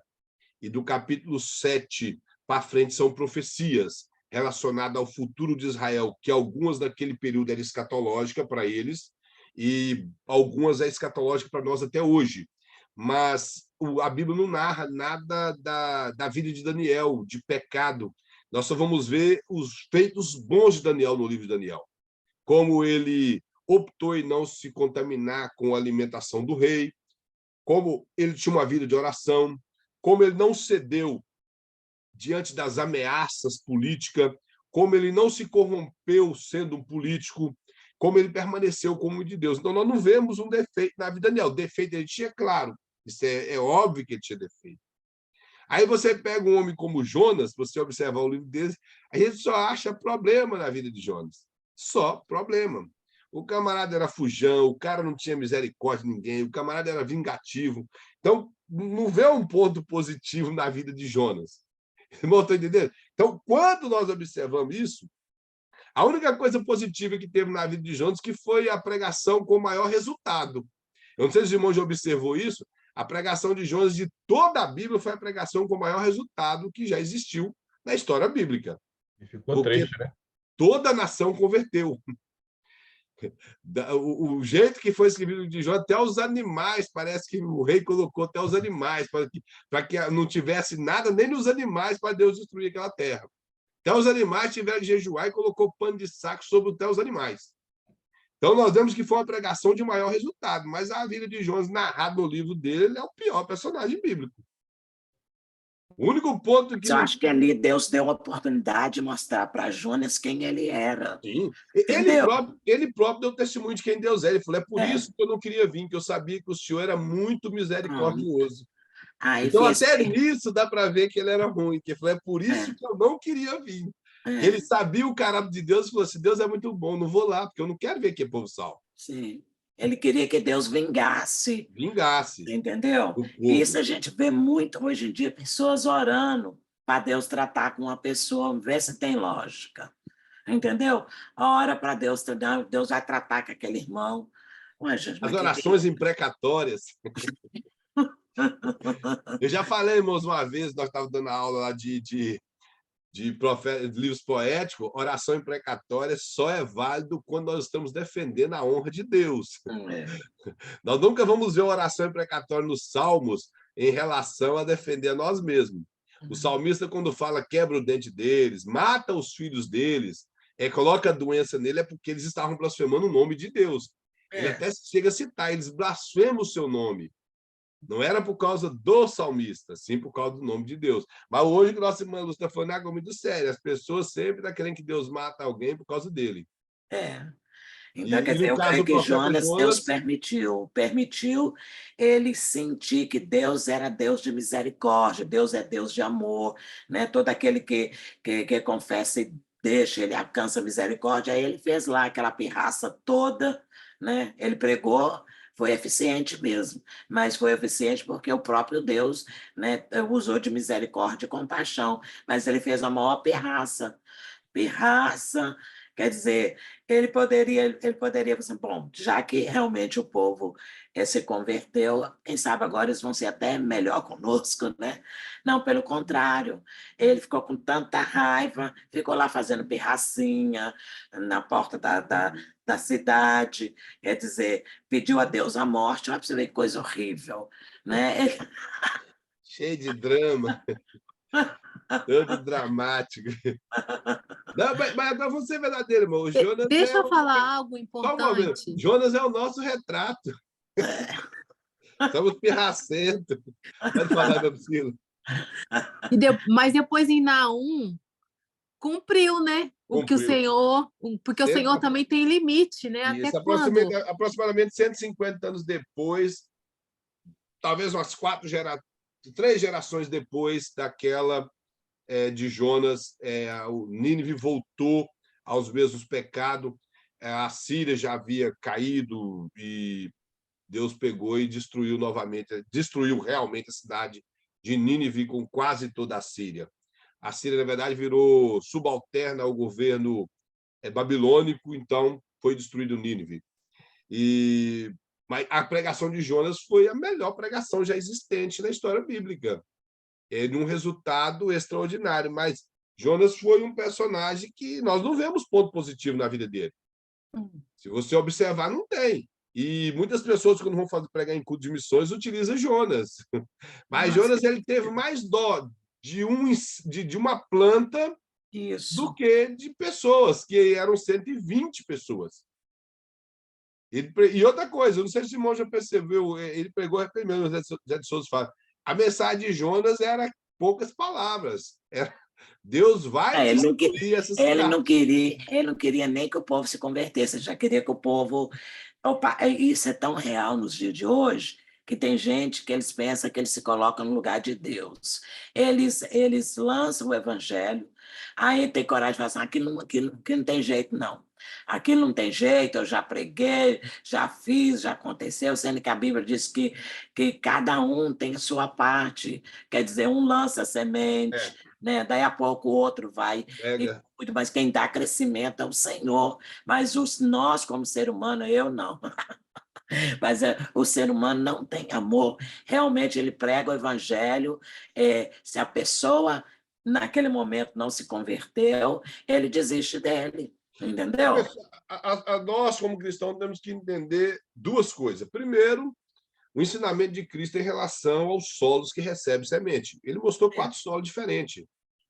Essa é a verdade. Tem pessoas que é dura, a semente não entra de forma outra. Tem outros que a semente entra, se empolga, acha bonito o evangelho, acha bonito o povo crente, seja pentecostal ou não, mas não quer ser crente, não firma como crente. Tem aqueles que quer ser crente, mas é o crente meio crente. É como eu costumo dizer, é o crente que está lá no profeta Oséias. O profeta Oséias fala que Efraim é um bolo que não foi virado, ele é assado de um lado só. Ele quer ser crente, mas quer gozar das coisas do mundo. E tem aquele que é boa terra, que a semente entra, produz 30, 60 e 100. Tem uns que chegam a produzir o máximo, que era a produção Israel a 100, da agricultura. Então, eu aprendo com isso, que o solo é diferente, e a principal coisa, se o Espírito Santo não mover, não tem pregação que convence ninguém. A Bíblia fala que o Espírito Santo iria vir para convencer o homem do pecado. Pronto. E você pode pregar a mensagem da cruz, mensagem que Jesus morreu do nosso pecado. Tem pessoas que acreditam que ele não é pecador, que é normal a vida que ele vive. Principalmente aquelas pessoas que têm uma moral impoluta, eles vão e falam, eu não roubo, eu sou trabalhador, eu cuido da minha família, eu não adultero, eu não traio mulher. E que no pensamento dele essas coisas são coisas muito pesadas na sociedade. Então, como eles não praticam, eles são salvos. É o pensamento das pessoas. Eles não entendem que pecado não é só isso. Que, por exemplo, pecado é eu não aceitar Cristo como meu Senhor. Não é porque a pessoa é honesta na sua forma de viver, no seu caráter e tudo. Se ele não tem Cristo na vida, ele não é salvo. Então, as pessoas têm essa dificuldade de entender que é pecador. E essa dificuldade só é rompida com a ação do Espírito Santo. Não adianta o pregador gritar, berrar, ameaçar, ler CPF, ler sobrenome, citar perfume dos outros nas revelações. Isso não vai resolver nada. E eu vejo muitas pessoas que foram convencidas. O evangelho, quer dizer, ele tem medo de ir para o inferno. Né? Ele está lá na igreja, ele às vezes tem anos de crente, ele morre de medo, fala, ai meu Deus, Jesus chegou agora, eu vou para o inferno, será que eu vou ser salvo? Entendeu? Então, assim, é uma coisa, porque o evangelho não foi pregado, o evangelho genuíno, e a pessoa realmente ela não teve aquele encontro com Jesus de uma maneira gloriosa, porque o Espírito Santo de Deus, ele quando revela Cristo em nós, né, ele é completamente diferente. É uma coisa contínua, dia após dia, o Senhor vai fazendo mudança, vai transformando, porque também não é de um dia por outro. Às vezes as pessoas pensam que aceitar Jesus é levantar a mão, a partir daquele momento ele começa a frequentar uma igreja evangélica, ele agora é cristão. Não, tem muitas pessoas que estão dentro da igreja, mas nunca tiveram encontro com o evangelho de Cristo, nunca tiveram encontro. É que o nosso professor colocou aqui, tem que ter uma nova vida. Bom, é rápido que eu vou contar aqui. Eu costumo dizer que eu fui privilegiado. Na época eu achava que não, né? Mas eu, quando eu estudava, eu estudei na sexta, na sétima e na oitava série. E antigamente, eu acho que os irmãos vão lembrar disso, acho que nós, todo mundo aqui regulamos idade mais ou menos, quem dessa época, a gente marcava o nosso lugar de sentar. Você chegava ali, aquele lugar era seu o ano inteiro. Ele sentava no lugar e era seu o ano inteiro. Eram poucos alunos que trocavam. Eu tinha meu lugar. Então, eu sentava numa cadeira, atrás de mim sentava um rapaz crente da Assembleia de Deus. Do lado sentava uma menina da Batista, e muito crente. Na frente sentava uma outra menina da Assembleia de Deus. Do lado sentava um rapaz não crente, que hoje é um excelente presbítero da igreja, um presbítero da Igreja Presbiteriana Renovada. Ele é doutor em filosofia cristã, é um excelente pregador, o homem prega muito. E eu sei que sentava do meu lado e desse rapaz uns 5 crentes, tudo da Assembleia de Deus Pentecostal e uma menina da Batista com conhecimento bíblico extraordinário. E eles falavam de Bíblia o tempo todo na nossa cabeça. A gente estava ali ouvindo. A gente estava ali ouvindo. E um dia eles estavam falando do inferno. E eu lembro que eu cheguei em casa depois da aula e eu deitei. Aí eu fiquei ali, não consegui dormir. Eu pensei assim comigo, rapaz, se esse povo está falando esse negócio de inferno e for verdade, eu estou lascado. Eu pensei, eu estou perdido. Eu vou queimar nesse negócio aí que nunca mais apago. Hein? Mas aí, ao mesmo tempo, eu não queria acreditar que ele era verdade. E ficava, e ficava. E um dia eu cheguei na sala de aula, tinha fumado maconha, cheguei lá e estava lá sentado lá, e o rapaz estava falando da Bíblia. E eu virei para trás, coloquei o dedo na cara dele e falei para ele assim, se você não calar a boca e fechar essa Bíblia sua, eu vou colocar fogo nela. Na época eu fumava, eu fui tirar um isqueiro. Ele olhou para o meu lado, levantou. Irmãos, eu sempre fui grande, perturbado, cabelão grande, o olho vermelho de maconha. Ele pequeno, colocou o dedo na minha cara e falou comigo assim, como que você vai colocar fogo nela se já é fogo? Irmãos, eu sentei e fiquei caladinho. Até os pessoal da escola ficou assim, esse menino teve coragem de falar isso com ele? E eu fiquei calado.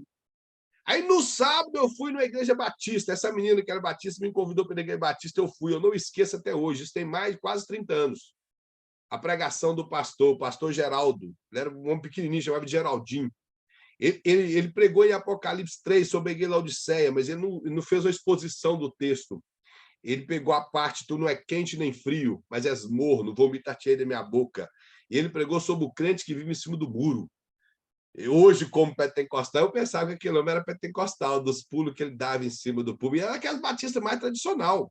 Uma mensagem que aquilo nunca saiu da minha mente. Do crente que vive em cima do muro. Aí, na outra semana, eu resolvi visitar a Assembleia de Deus, aí eu já vi que era uns negócios mais diferentes do outro. Um tinha muita Bíblia, o outro tinha muita unção. Aí eu ouvi ele falando umas línguas lá que eu não entendia. E cheguei na igreja, na escola, na segunda-feira, todo mundo pensou que era crente. Todo mundo cumprimentava com a paz do Senhor, porque eu tinha cortado o cabelo, mas não era crente ainda não. Só que no final do ano, Jesus me salvou. Agora, me salvou por quê? Aqueles ensinamentos, aquelas conversas que aqueles meninos crentes tinham ali todos os dias, aquilo ficou na minha mente. Ficou na minha mente que Jesus era Salvador. A parte do inferno foi a que mais ficou na minha mente, não vou negar para os irmãos, que eu fiquei pensando, esse negócio de inferno é coisa séria, esse negócio tá meio estranho. Ninguém quer ir para o inferno, essa é a realidade. Ninguém quer ir para o inferno hoje, por isso que as pessoas, quando falam de inferno, falam, eu sou bom, eu não vou para o inferno. Porque acha que era bom. Já eu tive a convicção que eu não estava prestando para muita coisa, não. E eu pensei, do que eles estão falando ali, eu, do jeito que eu estou ruim desse tanto, eu vou para o inferno mesmo. Lógico que eu vou para o inferno, fazendo esse monte de coisa errada que eu faço. Lá eles falavam de vida promíscua, quem bebe, quem fuma, quem usa droga. Eu falei, mas esse negócio tá tudo minha vida. Quem faz esse experimento no céu... Já estou no inferno. Eu estou fora. Se você entender, então, a semente do evangelho nós temos que entender. É o Espírito Santo que trabalha. É. Em uns ele trabalha mais rápido, em outros ele trabalha devagar. Em mim foi 3 anos eu ouvindo aqueles meninos falando do evangelho. Eu e o Rômulo. Eu, com 1 ano que eu era evangelho, depois o Rômulo converteu. Deus levantou aqui de uma maneira tremenda. Com menos de 1 ano, ele já pregava e pregava para todos os lados. Foi estudar teologia, foi consagrado diácono, na presbítero, é um pastor de igreja hoje. Então, nós vemos a maneira que o Espírito Santo trabalha. Mas tem pessoas que, infelizmente, permanecem duro, e como a nossa irmã Lúcia falou, e tem gente dentro da igreja que é duro de coração, que não abre o coração. Quanto tempo depois o evangelista batizou? Como? Quanto tempo depois de Eu estar na batizei igreja? com 1 ano de crente. o ano que eu servi ao Senhor. E fui separado para o ministério, o diaconato, com 2 anos, e 3 anos eu fui consagrado evangelista. Eu já era cristão. Não sei se era a preocupação com a obra de Deus, porque uma coisa que eu entendo que preparo naquela época, realmente eu não tinha para ser consagrado evangelista. E eles me Não, consagraram. eu falei isso porque hoje em dia eu vejo muito isso, que as pessoas falam muito de boca. Eu quero ser batizado porque eu acho que está na hora. Mas Aham. as pessoas esquecem que, ao serem batizadas, elas têm que realmente esquecer que elas já não podem existir para o mundo. O mundo já não pode estar nelas, né? E, Uhum. e muitos se desviam por causa disso, porque o Infelizmente. sentimento de ser batizado, ele tem que vir da alma, porque É. a gente vai realmente deixar de viver para o mundo, né?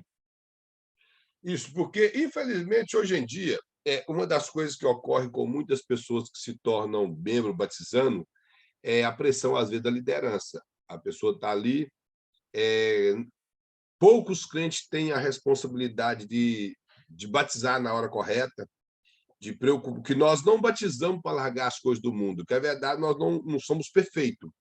Batismo, ele é um testemunho, o batismo ele não é algo que salva alguém. E nem tampouco quem não é batizado vai deixar de ser salvo, como é ensinado pelo catolicismo. O batismo é um testemunho. A partir do momento que eu batizo, eu dou testemunho para a minha família, em primeiro lugar, para a igreja que eu estou servindo e para a sociedade que eu quero um compromisso a mais com Deus. Eu estou assumindo uma posição de realmente querer servir a Deus. E quando uma liderança fica pressionando a pessoa para batizar, e a pessoa batiza sem levar ela a interessar, a estudar a Bíblia, a dedicar ao ensinamento, a aprender as Escrituras e a rejeitar as coisas do mundo, a realmente abraçar a cruz, porque servir a Cristo é renúncia. E por ser renúncia é algo difícil, porque quando nós temos coisa ruim em nossas vidas, nós largamos com facilidade. Coisa ruim, todo mundo larga com facilidade. Renunciar, que é algo difícil, é renunciar àquilo que a nossa carne gosta. E tem coisas que às vezes nem é pecado, mas que não caberia para um cristão. Então ele acaba renunciando também. O nossa irmã falou algo muito sério, porque muitas pessoas batizam debaixo de pressão. Hoje, irmãos, eu estou vendo pessoas batizando aí, eu vi um pastor, falando que eu vi, eu levantei contra, mas ele não aceitou. Ele batizou um menino de 9 anos. Eu falei que o menino era criança, ele falou que não. Ele falou assim, não, ele é muito inteligente. Eu falei, ele é inteligente por quê? Eu falei, ele é inteligente porque ele sabe mexer num telefone, porque ele sabe mexer num joguinho. Ele me respondeu umas perguntas da Bíblia muito inteligente. Falei, oh, pastor, isso não quer dizer que ele está para batizar. Eu falei, isso não quer dizer que estava. Aí eu falei, nós não falamos toda vez que vai apresentar uma criança, nós não batizamos criança, esse é o nosso costume. Aí eu falei assim, então é criança de colo que nós não batizamos. Só se foi isso. Porque, vamos lá, dentro do. Qual que é o espelho que a igreja tirou para ela no Novo Testamento? Os ensinamentos veterotestamentários. Ou até mesmo o costume judaico. A igreja ela prestou dentro dos costumes judaicos, não estou falando dessas doutrinas que a igreja católica abraçou. O costume judaico no bar mitzvah, ou bar mitzvah, que é a palavra hebraica, a pessoa, uma menina é com 12 anos e um menino com 13, que quer dizer que ele está se ingressando na sociedade judaica, ele passa a ser responsável de acordo com as leis judaicas para que ele viva na sociedade. Eles colocam ele com 13 anos. Jesus se apresentou no templo com 12, mostrando que ele tinha responsabilidade de se apresentar ali e responder todos os questionamentos que os mestres fizeram para ele. A psicologia, para os irmãos aqui que estudam psicologia, gostam de ler, sabe que a própria psicologia ela aceita como pré-adolescente ou responsável pelos seus atos uma criança de 12 anos. Então, quando eu batizo um menino de 9 anos, ele é criança. Um menino de 9 anos ele não consegue responsabilizar pelos atos. Como que você disciplina um menino de 9 anos? Porque ele é mentiroso. Que às vezes ele cria problema em casa, na escola. Aí vai pegar o menino de 9 anos, foi batizado, virou membro da igreja, aí reclamaram, aí chegou o conhecimento, vai disciplina o menino. Um menino de 9 anos é um menino que vai brigar na escola, vai criar problema na escola. O muito que ele seja pacato, se ele não bater ninguém, vai apanhar de alguém na escola. Então, é criança e a pessoa não quer e acaba batizando criança, como eu estou falando que eu já vi. Sim, aqui responde por crime, como diz. E isso aí nós estamos falando de lei humana. Agora estou falando nos padrões bíblicos e éticos, nós temos que ter responsabilidade de não batizar um menino de 9 anos. 9, de 11 anos. Eu, particularmente, os meus filhos batizaram já acima de 15 anos. Eu aconselho um pai, isso estou falando eu, mas se quiser que batiza, e foi eu que for batizar, eu só não batiza abaixo de 11, abaixo de 12. Meu filho é batizado de 9 anos, ele vai batizar um dia. Ele vai batizar um dia, mas agora não vai ser, não. Então, E se fosse assim, batismo é né, coisa o séria. evangelista, Jesus tinha deixado um exemplo, ele próprio, ele mesmo se apresentou no templo, ele estava com Com 12 anos 30 de anos. idade, ele era o próprio Deus, ele poderia, né, ele tinha tanto conhecimento, poderia ter ido um pouco mais cedo, mas não, tudo deixou para ser exemplo, para seguir.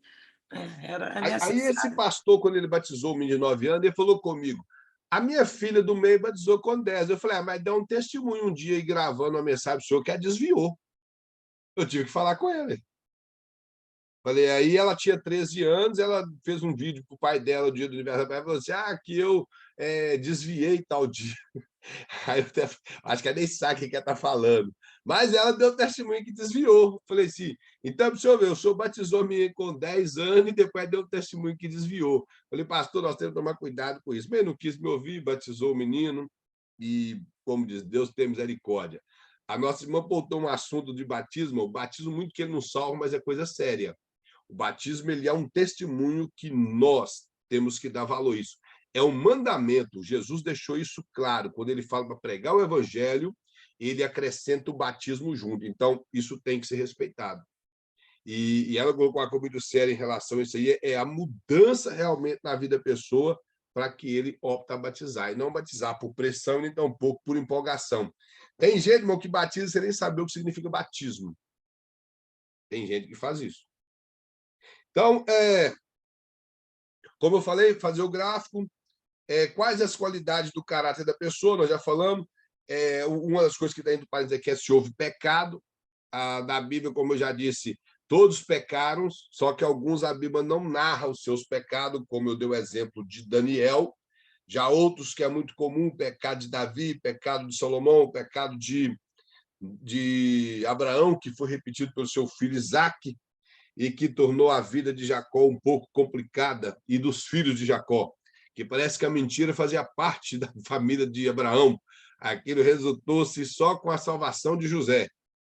Mostra qual foi a esposa, seus filhos, se teriam sido ajuda, teriam sido ajuda ou foram empecilhos.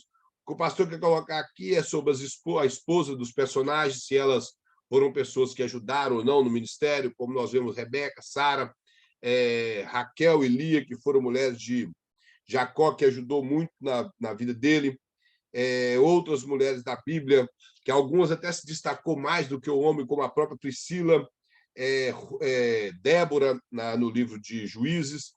Os filhos, se foram bênçãos na vida dos pais, se eles ajudaram ou se atrapalharam o bom andamento. Nós vemos mulheres como a mulher de Nabal, que ela que era boa crente, ele era tribulado, e ele acabou, Deus matando ele. Aí ele fala qual a filosofia, qual o pensamento de vida desse personagem, fala alguns motivos que permeavam as suas ações, se eram egoístas, como nós vemos muitos personagens bíblicos que tinha esse pensamento egoísta, como o próprio Saul, que é uma das personagens mais extraordinárias de estudar na Bíblia, tinha de tudo para ter sido um magnífico rei sobre Israel e terminou de forma muito trágica. Outros homens mesmo que não foram judeus, irmãos, mas que tiveram uma história muito trágica, como Ramã ou Amã, do livro de Esther, que, por ser soberbo e egoísta, eu costumo observar no livro de Esther Eu não sei se os irmãos já observou que diz a Bíblia que quando Ramã passava, após ser nomeado como o melhor capitão do rei Mardoqueu, o rei Assuero, todas as pessoas se ajoelhavam diante dele. Mas Mordecai não. Então, digamos que se tivesse 1.000 pessoas, 999 ajoelhou diante dele, mas o olho dele ficava fixo em Mordecai. É o tipo de pessoa problemática. Presta atenção, se 999 te prestou, não vou falar para nós esse negócio de ajoelhar, prestar culto, essas coisas, mas como diz, te honrou, você vai preocupar com um que não te honrou e vai deixar de dormir, criar problema na vida, deixar de comer e ficar chorando no ombro da mulher, ou a mulher no ombro do marido, por causa de uma pessoa que não fez aquilo que agradava. O camarada perdeu a vida dele por causa disso. E o egoísmo dele era tanto que, quando o rei lhe pediu uma opinião, ele deu a melhor opinião para o rei, mas pensando que seria com ele. Quando o rei falou, olha, eu quero honrar alguém, e ele já logo pensou, quem que Deus, o rei quer honrar que não seja eu? Sou o melhor capitão dele. Aí ele logo já falou, rapaz, você tem que pegar o seu melhor cavalo, a roupa que só você usa, a sua coroa, e colocar e pegar o seu melhor capitão. Ele estava olhando o segundo que era abaixo dele e desfilar com ele na cidade. O rei falou, rapaz, que ideia maravilhosa. Então vai lá e pega o judeu Mordecai e faz tudo isso com ele. E o judeu Mordecai era o inimigo principal dele, que ele queria matar. Agora você imagina o camarada egoísta, soberbo, arrogante em tudo. Todo mundo sabia que ele queria matar Mardoqueu e ele passeando com Mardoqueu na rua como se Mardoqueu fosse um rei. Imagina que cara que aquele camarada teve que fazer para passear nas ruas da Pérsia ou da Babilônia, que a sede central da Babilônia, com o judeu Mardoqueu sentado no cavalo do rei. Então, a pessoa que vive assim, de forma egoísta, com essa filosofia de vida, ele só tem tristeza na vida. Por isso, nós não perdemos nada para não sermos arrogantes e sermos humildes diante do Senhor. Então, nós vemos a vida como de Mardoqueu e outros personagens bíblicos que tiveram algumas situações ruins na vida dele. Eu não sei se os irmãos já observaram quando Davi manda contar o povo.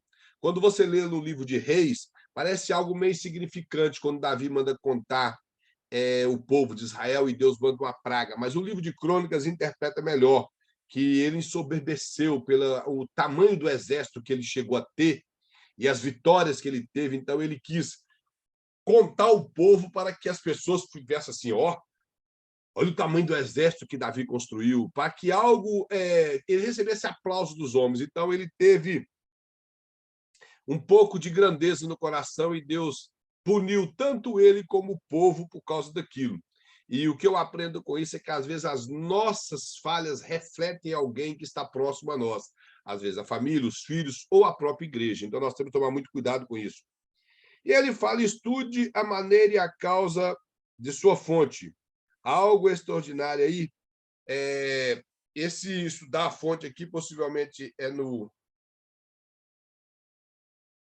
estudar a fonte do personagem e também, irmãos, aonde nós estamos pesquisando, seria algo muito interessante nós sabemos a fonte que estamos pesquisando, se ela é segura ou não, porque hoje nós temos fontes demais abertas para tudo, mas poucas são realmente fontes que jorram água boas. Então, nós temos que tomar muito cuidado com as literaturas que estamos tendo e procurar pesquisar nas melhores fontes, algo que realmente vai ser bom para o nosso estudo. E, acima de tudo, como eu falei, olhar se há algo extraordinário na vida desse personagem e as fontes da vida dele. Aí o pastor coloca aqui, por último, compare as personagens bíblicos sobre a pessoa. Qual dessa personagem é um comentário divino sobre a sua vida? Ou seja, qual desses personagens seria algo que você compararia com você? Qual dessas passagens? Passagem, melhor, da Compare as passagens bíblicas. Isso. E qual dessas passagens? Qual dessas passagens que seria comparada a nós, essas passagens e um comentário divino sobre a sua vida. E ele coloca o exemplo aqui de Jó 1:8, que é essa passagem que fala quem era Jó. que todo mundo, como eu falei, conhece, que é quando Deus pergunta a Satanás a respeito de Jó, se ele tinha visto Jó, e ele dá algumas características de Jó, falando que Jó era um homem reto, íntegro, temente a Deus e desviava do mal. Isso é algo que nós observamos na vida de Jó e deveríamos ter isso em nossas vidas. O que é ser um homem íntegro? Íntegro quer dizer aquilo que nós somos no oculto, só nós e Deus. Isso quer dizer íntegro. É quando está só você e Deus te conhece, ele sabe sobre a nossa integridade. E reto é aquilo que nós somos diante das pessoas que nos rodeiam. Por nós sermos íntegros no particular, nós também somos retos diante da sociedade, diante das pessoas que nos rodeiam. O que as pessoas irão ver em nós. Fala que ela temente a Deus, é uma pessoa piedosa, uma pessoa que buscava agradar a Deus com a sua forma de viver e que desviava do mal. Nós entendemos que ele buscava a desviar de tudo aquilo que poderia afastar ele da presença de Deus. O que é mal na Bíblia é aquilo que a Bíblia diz que é mal, irmãos. Nós não podemos enfeitar coisas na Bíblia que a Bíblia deixa claro que não é correto. Então, no pensamento aqui, assim, comparando nossa vida com a de Jó, pelo menos com essa passagem, será que nós estamos vivendo dessa forma, pessoas que, no nosso particular com Deus, Deus olha para nós e nos vê íntegro diante da sociedade? Como está a nossa piedade diante do Senhor? Que muitas pessoas não gostam de pronunciar a palavra piedade por ela ser uma palavra de cunho latino e muito utilizada na Igreja Católica. Mas ser piedoso é ser temente, é preocupar em fazer as coisas de Deus da maneira correta. Isso é ser piedoso, é ser devoto a Deus, é ter uma vida com Deus, isso é ser piedoso. E desviar do mal é nós procurarmos afastar de tudo aquilo que nos rouba a presença de Deus. Isso é desviar do mal. E isso era o que Deus deu testemunho de Jó. E hoje talvez seria muito difícil Deus falar isso de nós, que às vezes nós tememos, achamos que tememos e não desviamos do mal. E as pessoas hoje em dia batem no peito apresentando muitos predicados para homens e esquece que quem vê tudo é Deus. Mas uma das coisas, irmãos, interessantes é que, diante de tudo que nós observamos aqui hoje da vida dos personagens bíblicos, o que nós podemos tirar da vida deles é observar os pontos altos e baixos da vida de cada um, o seu princípio com Deus e como ele caminhou diante do Senhor. Como eu falei, teve muitos que começaram bem e terminou mal. Teve outros que começou uma vida parecendo que não ia dar em nada, como a vida de Jacó, e terminou como um grande patriarca. Vemos homens que permaneceu bem, como o rei Davi. Muito que ele teve a queda dele, o livro de Crônicas, inclusive, fala que Davi era um homem segundo o coração de Deus, conforme nosso irmão Zé de Souza colocou aqui, e ainda fala assim que em tudo ele foi reto diante do Senhor. Aí ele coloca assim, exceto no caso de Batseba. Então, ele não deixou de apontar o caso de Batseba, mas o interessante é que ele fala que em tudo ele foi reto diante do Senhor. Então, nós vemos homens da Bíblia que começaram bem e terminaram mal. Um dos homens que eu tiro como história na Bíblia para mim, que ele alcançou um nível muito grande na presença do Senhor como rei, foi o rei Uzias, mas ele terminou de forma muito trágica. Por isso que o profeta Isaías, quando fala, no ano em que morreu o rei Uzias, eu vi o Senhor sentado no alto sublime trono. Você vai lá observar a vida do rei Uzias, ele teve a melhor agricultura na época dele, o melhor exército, ele teve armamentos que nenhuma nação tinha, o nome dele chegou a percorrer todas as nações vizinhas. Diz a Bíblia que o seu nome e o seu renome, ele multiplicou de forma extraordinária a vida financeira de Israel. Mas o fim dele foi o quê? Sim, aí a Bíblia fala assim, e então ele se ensoberbeceu e entrou no templo e quis apresentar incenso ao Senhor, coisa que não lhe era permitido. Então lhe saiu a lepra sobre a testa. Então, o fim dele foi o pior, porque ele reinou mais 3 anos fora de Israel.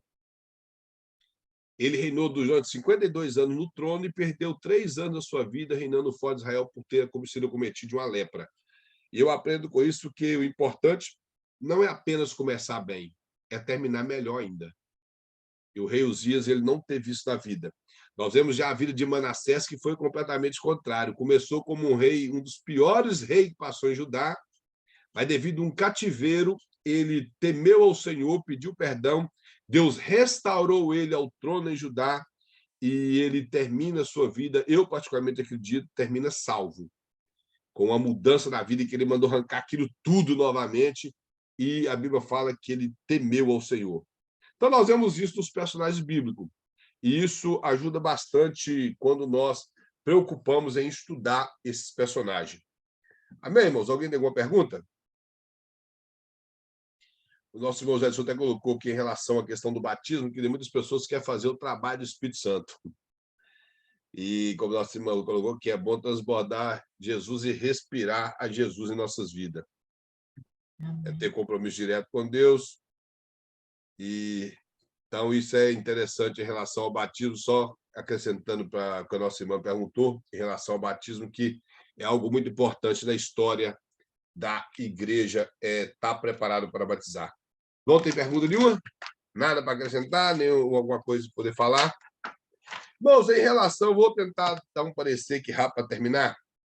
Melhor, não vou deixar para a próxima aula, deixar os irmãos curiosos, que é em relação à passagem que a irmã Lúcia aquela vez abordou em relação aborda. relação à questão do pai de Abraão, pela idade que ele morreu, parece haver uma contradição bíblica. Eu consegui, o Espírito Santo, na verdade, me iluminou uma interpretação da passagem, que eu pesquisei em vários lugares, pesquisei até no Champlin, no dicionário, no comentário, e fui no comentário de filosofia dele. Ele apresenta tanta coisa que a gente fica até sem saber o que ele está querendo falar. Eu peguei a coisa, vou largar esse camarada para lá. E voltei para a Bíblia. E eu consegui ver uma coisa na Bíblia que eu acredito ser que, na verdade, todas as respostas que esse camarada desse forçaram a interpretação. E eu preferi deixar com que Deus agisse. E na próxima aula, se eu lembrar, eu falo com os irmãos a respeito do assunto. Deixar os irmãos, como diz, curiosos.